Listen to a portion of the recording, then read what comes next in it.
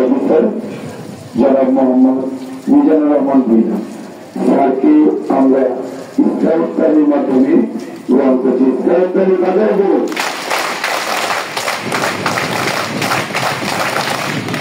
Sir সেই সকাল 8:30 আমাদের ভিতরে উপস্থিত হয়েছে। আমাদের পড়াশোনা সহ আমাদের গত যে পরীক্ষা রয়েছে তার ভুল ত্রুটি সেটা কিভাবে সংশোধন করা যায়, 6 থেকে ক্লাস 10 পর্যন্ত এখন যারা রয়েছে তাদের পড়াশোনার মান উন্নয়নে কি কি পদক্ষেপ নেওয়া যেতে পারে এই বিষয়ে স্যার অত্যন্ত সুন্দরভাবে আমাদের সকলের সামনে আজকে কিছু মূল্যবান কথা বলেছেন।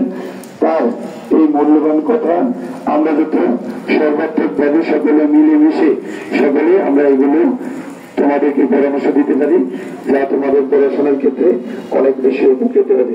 স্যার আপনি কি একটু বলবেন কিছু ওদের উদ্দেশ্যে? স্যার তোমাদের উদ্দেশ্যে একটু কথা বলবেন। বিসমিল্লাহির রহমানির রহিম। বাতাকান্দি সরকার সাহেব আলী আবুল হোসেন মেমোরিয়াল উচ্চ বিদ্যালয়ের সম্মানিত প্রতিষ্ঠান প্রধান, সকল শিক্ষক এবং প্রিয় শিক্ষার্থী ভাই বোনেরা, আসসালামু আলাইকুম। তোমরা কেমন আছো? আচ্ছা, আলহামদুলিল্লাহ আমিও ভালো আছি। তোমাদের সবার ইউনিফর্ম আছে, 100% ইউনিফর্মের জন্য তোমরা নিজেদের জন্য নিজের একটা হাততালি দিবে।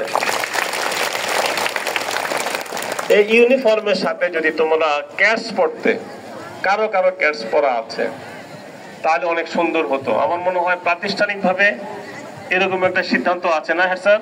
জি স্যার।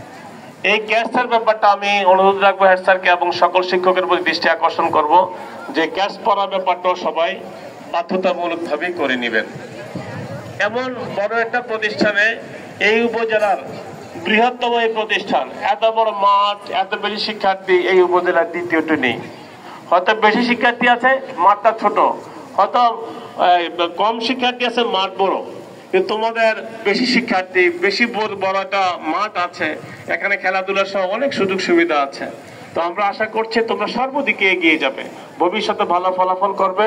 আমি এর পূর্বে তোমাদেরকে বলেছিলাম তোমরা একদম প্রত্যেকে ফজরের নামাজ পড়বে, ফজরের নামাজ পড়ে কোরআন তেলাওয়াত করে পড়ার টেবিলে বসবে, তারপরে সকাল 9টা পর্যন্ত একটানা পড়াশোনা করবে, পড়াশোনা শেষ করে সকাল 9টার পরে তোমরা প্রতিষ্ঠানে আসার জন্য প্রস্তুতি গ্রহণ করবে এবং সূর্যাস্তের পূর্বে যে যেখানেই থাকো না করো কেন তোমরা তোমাদের ঘরে ফিরে যাবে।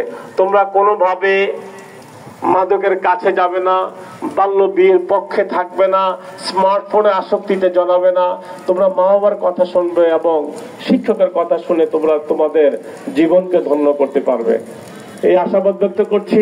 এবং ভবিষ্যতে তোমার এই স্কুলের ফলাফল যাতে 100% হয়, ভালো বেশি সংখ্যক GPA 5 থাকে, প্রতিষ্ঠানটা যাতে পরিচ্ছন্ন থাকে, এই আশাবাদ ব্যক্ত করে আমার বক্তব্য শেষ করছি। আসসালামু আলাইকুম ওয়া রাহমাতুল্লাহি ওয়া বারাকাতুহু। স্যারের মূল্যবান বক্তব্যের জন্য স্যারকে অসংখ্য ধন্যবাদ। লাইন বাই লাইন নিয়ে যান, ক্লাস যান, লাইন ভাঙবেন না কেউ, চলে যান।